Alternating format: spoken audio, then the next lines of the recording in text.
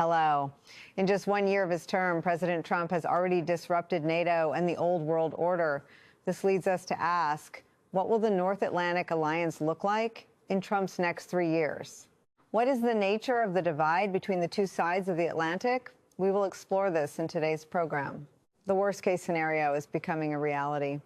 On the night of October 20th, Russia launched another large-scale attack on Ukraine with missiles and drones. The target was to cripple power substations, which play a crucial role in the country's energy supply. Of course, Russia couldn't target nuclear power plants, but nothing prevented them from crippling the substations that distribute electricity from these plants. Therefore, Ukraine will continue to produce energy, but will be unable to supply it to end consumers. Thermal power plants, no. 5 and 6 inches Kyiv, the Tripica thermal power plant in Kyiv province, the Prinpro thermal power plant, and substations in Ripny and Kaninsky provinces have been damaged. Ukraine is suffering the consequences of the power outage, particularly in Kyiv. President Zelensky himself stated that in Kyiv alone, over 1 million people were without electricity, but the most shocking figure came from the mayor of Kyiv, Glitch. He said that in January alone, 600,000 residents fled Kap, and many more have been urged to evacuate. Figures suggest that Kyiv had a population of 3 million before the war, and it can be assumed that the number is even lower now. That means 600,000 people leaving the city in 2 weeks could represent up to 25% of the total population, an unprecedented proportion. Ukraine's leading electronic warfare expert, Sergei Bestap, has warned that Russia could soon deliver the final devastating blow to disable Ukraine's nuclear power plants by attacking substations connected to them. In reality, nuclear power plants have become Ukraine's sole source of electricity. But what's the problem? Next to each nuclear power plant is a substation and switching stations. These are often located very close to the reactors, sometimes only 1 kilometer apart, and in some cases as little as 300 meters. This means that if a missile misses its target, it could cause a massive catastrophe. Widespread and prolonged power outages have become commonplace, and this news almost dominates Ukrainian news reports. At this point, civilians were never the target of the Russian military. Their goal was to destroy Ukraine's energy sector, to shut down military factories and drone assembly plants, disrupting the supply of weapons to the front lines, and disrupting communications, including internet access for the Ukrainian army. All of this is aimed at weakening Ukrainian forces and forcing them to sign a peace treaty. A notable bright spot is that Ukrainian air defenses consistently report shooting down most targets. However, the German newspaper Berliner Zen writes the opposite, stating that Ukraine is virtually incapable of stopping anything anymore. The opening paragraph reads as follows: "The Russian military appears to be increasingly successful in inflicting significant damage on Ukraine's infrastructure. Ukraine's air defense system is not as good as they claim." At the same time, according to Ukrainian sources, Russia is attacking energy infrastructure in various regions of the country almost daily. People are suffering from the cold and are becoming increasingly exhausted. The situation is unlikely to improve. T. Berenger also quoted military expert Colonel Marcus Nur of the Austrian army as saying that today, successful defense is almost impossible, with only a very small percentage being shot down and the interception rate particularly low for cruise missiles and ballistic missiles. In the field of air defense, it is possible to shoot down about 70 to 80% of drones. But considering their large numbers, the percentage of UAVs that penetrate Ukraine's defense system is significant. According to the Austrian military expert, it is not surprising that Ukraine is not entirely truthful in its official statements. They are trying to maintain morale, as in any war. This is also intended to create the impression in the information space that everything is fine. So, what is the main reason why Russian attacks have been so impactful and successful recently? According to Colonel Werner, the Russians are constantly adapting their ballistic missiles and cruise missiles, making them increasingly sophisticated and capable of automatically bypassing Ukrainian defense mechanisms. The bad news for Ukraine is that a crisis is unfolding on the battlefield. Besides casualties, the desertion and abandonment crisis has also resulted in Ukraine lacking sufficient troops, making it impossible to build an effective defense system along the entire front line. CAP was forced to redeploy its most combat-ready units from one area to another, But that firefighting approach did not yield the desired results. The focus on fortified positions and the attempt to slow Russia's advance as much as possible led to increasing losses and diminished Ukraine's chances, as it was certain to lose a war of attrition, even with all of Europe's resources. The situation is becoming increasingly serious during the energy crisis. Russia has taken a serious approach to its enemy's energy infrastructure and has gradually disrupted the distribution network. This is hindering the operation of defense industry plants and disrupting military logistics. Furthermore, the U.S. is using corruption scandals as a tool to exert political pressure on Zelensky. These scandals severely undermine the credibility of the central government and increase public discontent. And worst of all, they weaken Europe itself, Ukraine's main financier. Late last year, the European Union was forced to borrow an additional 90 billion euros to help Ukraine. This means the EU no longer has reserves, and each new loan now heavily impacts ordinary European citizens. This risks leading to political crises and government changes. All of this creates the perfect storm, threatening Zelensky's financial lifeline in the current conflict. The European military collapsed without a fight. The first meeting in Davos on the topic of Greenland led to an agreement favorable to the U.S. Negotiations between the Americans and Europeans concluded in Davos yesterday. European politicians, including those who disagreed with Donald Trump on the Greenland issue, met with U.S. representatives. But ultimately, this European army failed before it even had a chance to fight. Mr. Trump stated that after a conversation with the NATO Secretary General, he could build the framework for a foundational agreement on the fate of Greenland.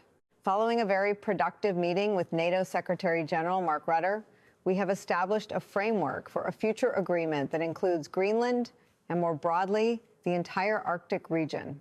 This agreement, if finalized, would be a major success for the United States and all NATO member states. This solution, if implemented, would be a significant step forward for the United States and all NATO member nations. Based on this understanding, I will not impose the tariffs scheduled to take effect on the 1st. It is noteworthy that Trump's statement provided no further details about the framework specifically for Greenland, a semi-autonomous territory of Denmark and a NATO ally. And of course, the statement made no mention of any discussions with Greenland itself or any EU member states. In his Davos speech, President Trump dismissed the idea of using force to acquire Greenland, stating he preferred immediate negotiations. He emphasized, "People think I'm going to use force, but I don't need to use force. I don't want to use force. I won't use force." Despite Trump's stance, Europe reacted strongly, asserting its readiness to defend Greenland. However, the situation remained largely unchanged. Trump pledged not to impose trade tariffs, which was met with relief, especially following his assurance that he would not use military force. While Europe seemed hesitant to engage in conflict, it appeared open to negotiation, as evidenced by the Davos meeting. The New York Times reported that in return for Trump's commitment to avoid tariffs, Denmark might consider granting the U.S. sovereignty over small areas of Greenland for the purpose of building military bases.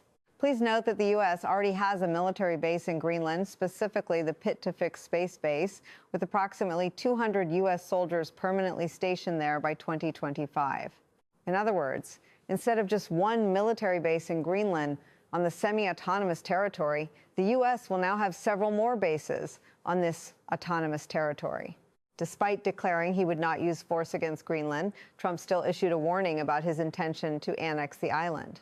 Speaking at the World Economic Forum, Trump said, "This vast, uncontrolled island is essentially part of North America. It is our territory." The reality is that no single nation or group of nations has the power to control Greenland other than the United States. We are a powerful nation. It's much stronger than people understand. I think they realized that 2 weeks ago in Venezuela. Of course, Trump's speech was met with skepticism from Denmark. Danish Foreign Minister Russen told reporters in Copenhagen, "Clearly from this speech, the president's ambitions remain intact." While President Trump's comments about the military are positive in themselves, they don't erase the problem. His statement that he won't use force to seize Greenland is certainly good news for NATO allies. However, trust between many NATO members and the U.S. is at its lowest point ever. Can NATO survive under Trump?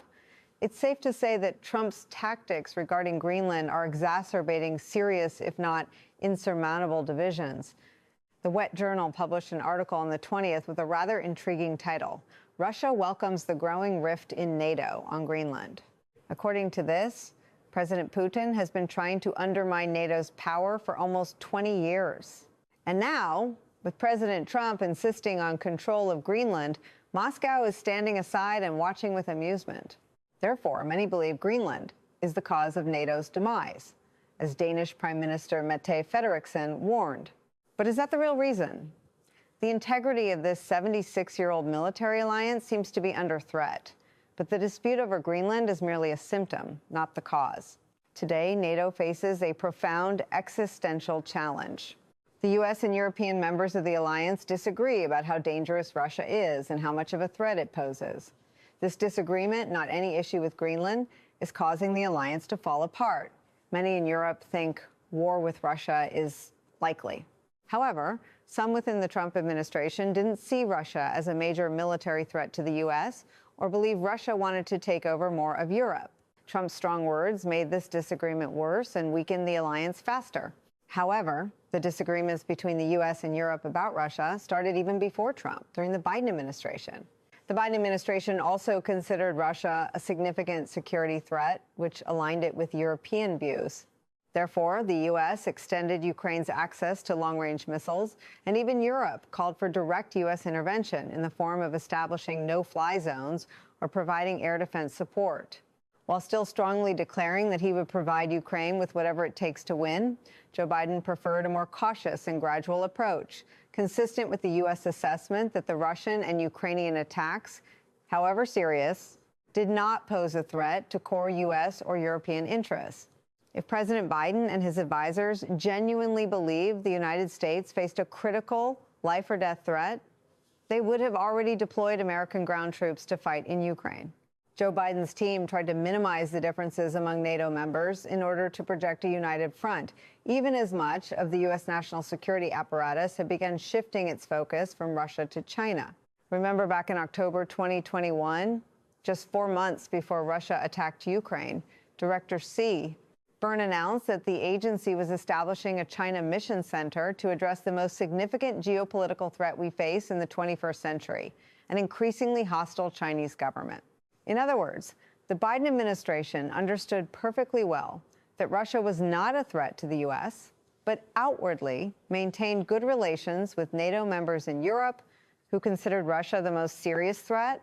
Conversely, the Trump administration did not do this, it openly acknowledging disagreements within NATO regarding Russia. For example, in February 2025, less than a month after taking office for his second term, President Trump had a phone call with President Putin in which the two discussed the enormous benefits that both countries would gain from cooperating with each other. This message was in stark contrast to the stance of European leaders who had severed ties with the Russian president and, above all, sought to isolate him and his administration. Under Trump, the rift with NATO continued to be most evident over the issue of Ukraine. The U.S. pushed for a quick peace without requiring significant concessions from Moscow because it believed that Russia posed no long-term threat to the U.S. or Europe, regardless of the outcome of the ongoing conflict. But on the other hand, Europe has consistently played a destructive role, fearing that compromise would only encourage Russian aggression. This time it was Ukraine. Next time it could be Europe. Leaving aside the question of which viewpoint is correct, the divisions between the U.S. and Europe have strained NATO and hindered peace. Internal divisions within NATO regarding how to respond to Russia are equally evident when it comes to Russia's hybrid campaign, which includes sabotage and violations of NATO airspace by drones. NATO allies in Europe have reacted to this concern, repeatedly invoking Article 4 of NATO and calling for stronger responses to what they see as the initial stage of an impending war between Russia and Europe. However, the Trump administration has dismissed calls to blockade Ukrainian airspace, shoot down Russian fighter jets, violate NATO airspace, and other similar actions, deeming them too extreme and unnecessary. In fact, Trump's reaction to reports of Russian drones entering Polish airspace in September 2025 was merely a shrug, leaving open the possibility that the incident could have been a mistake. The Trump administration also demonstrated a lack of concern for any threat from Russia to U.S. and European interests in various ways. They decided to withdraw troops stationed in Romania, which had long been considered a crucial frontline position in deterring Russian aggression against Europe. The U.S. has also begun reducing military aid to countries along NATO's borders and limiting its participation in NATO military exercises. Thus, it can be seen that the U.S. withdrawal from NATO is due to a divergent attitude towards Russia that has begun to emerge. Theoretically, the signs of separation from NATO are very clear. Trump's stance on the commitment under Article 5 has narrowed and become more conditional than what his predecessor had offered. During his campaign, Trump made the shocking statement that he would encourage Russia to do whatever it wanted with any NATO country that did not adequately fund its defense. More recently, when asked whether he would support NATO allies taking action against Russian aircraft violating their airspace, Trump responded, frankly, that it depends on the circumstances.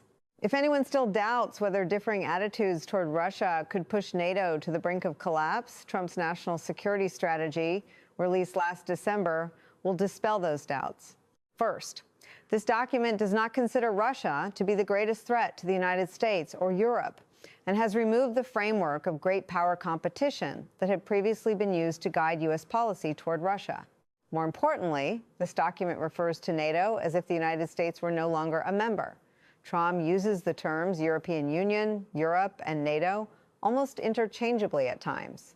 Of course, in reality, the United States still maintains institutional control over NATO, but signs have made it clear that the trajectory of U.S. foreign policy is increasingly moving away from NATO. From this perspective, the seizure of Greenland is merely the most direct manifestation of the growing distance between the U.S. and its long-standing allies, rather than the root cause of NATO's collapse. Furthermore, even if the Greenland dispute is resolved without breaking the alliance, NATO's future remains bleak. Simply put, it seems impossible for a military alliance to survive when its members are deeply divided on the nature and extent of future threats. This is especially true when that disagreement involves Russia, NATO's main adversary. For example, what would NATO's plans be like if much of Europe feared a Russian attack on Baltic states, while the United States, which possesses the majority of military assets, did not?